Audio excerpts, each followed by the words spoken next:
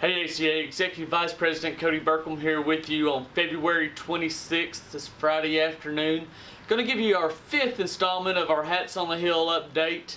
As many of you know, we didn't do a Hats on the Hill update last week due to all the snow and the weather. The office here in Little Rock was closed down, as well as the Capitol, and just about everywhere else across the state was closed down. Obviously, the producers of Arkansas weren't closed down, as they were out busy busting ice, feeding cattle, saving calves. You know, it really showed the dedication and the strength that our producers out there have and the commitment they have to their livestock to fight the good fight and make sure that their cattle are taken care of during the hard times that we experienced last week. But anyway, this week the Capitol and the legislature was back in session, and everything was open and going.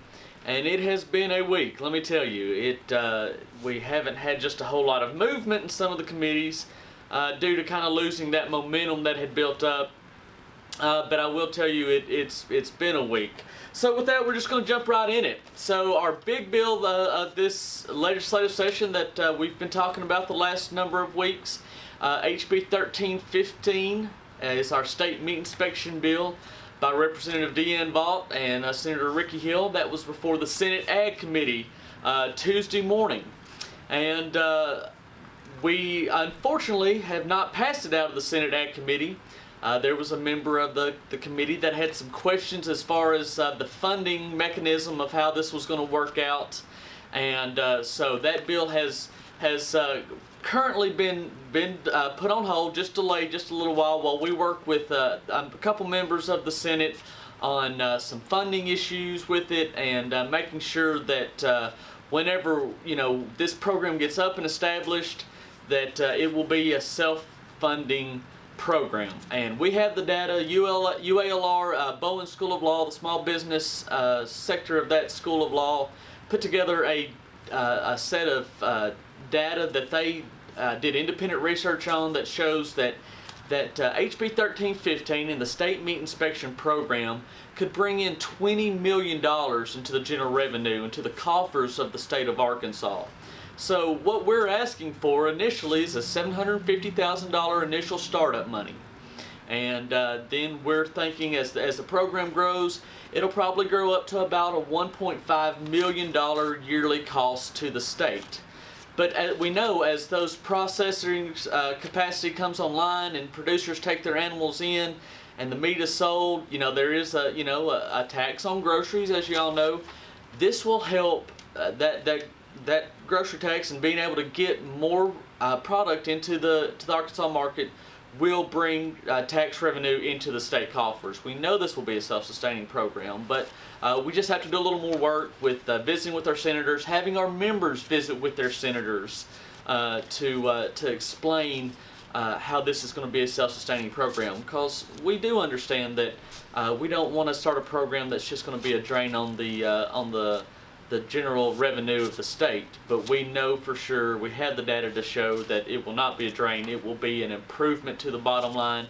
It will be an improvement for producers, consumers, restaurants, schools, hunger, our food banks. The Arkansas Hunger Alliance is a major supporter of this. So we've delayed, but we're not down. Certainly not down. We have a lot of different people working on this, and we're making sure that the ducks are in a row. And we're going to continue to work hard on this. We've reached out to friends and allies across the state and gotten some good responses. So we're going to keep pushing on this heavily. Hopefully this next week we will be able to come together with those that want to look at it a little closer, and hopefully go ahead and get that through the Senate Ag Committee on to the Senate and to the governor's desk, and get that program underway and established and underway. So. But just some other quick bills that went through that, like I said, there wasn't a whole lot of other movement. The state meat inspection, it was a kind of a big topic this week, as it has been. But I will mention just a couple other bills that are somewhat new or been introduced.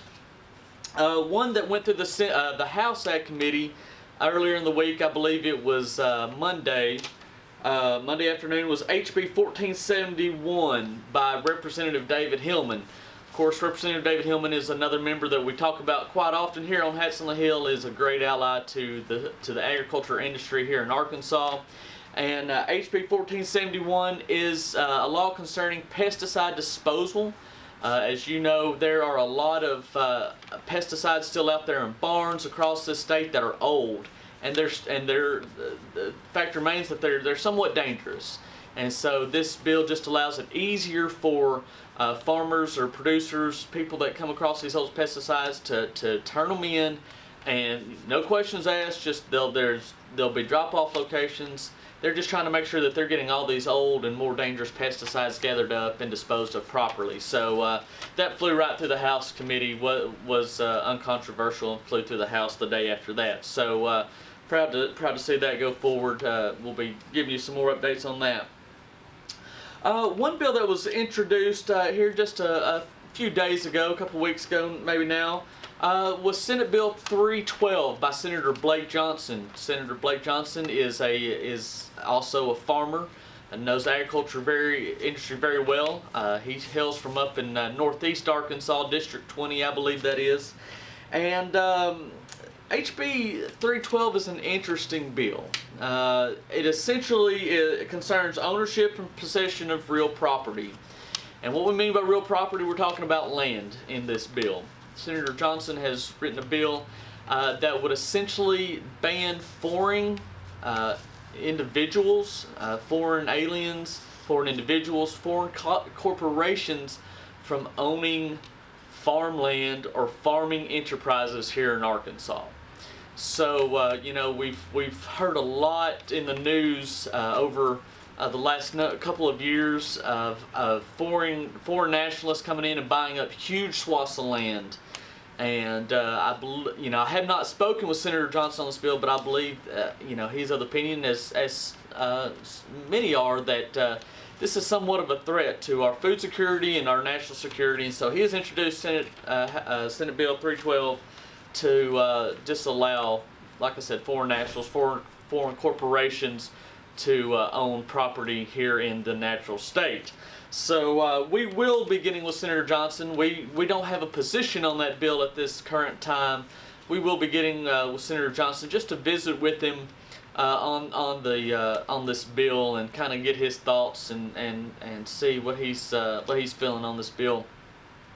Obviously, private property rights for the Arkansas cattlemen is one of our #1 policy positions. We believe everybody should have the right to own land and then to use that land in a responsible manner, but pretty much however they see fit, as long as it is in a responsible manner, of course.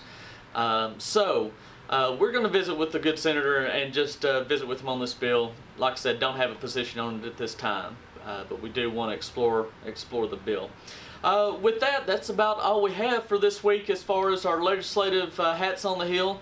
We'll tell you that also at the end of this week we had our first session of our YCLC class. We concentrated heavily on the legislative policies and the legislative aspects of the Arkansas Cattlemen's Association. They visited with the Arkansas Department of Ag, Lieutenant Governor Tim Griffin, Attorney General Leslie Rutledge. They had a Zoom with Congressman Rick Crawford and many others.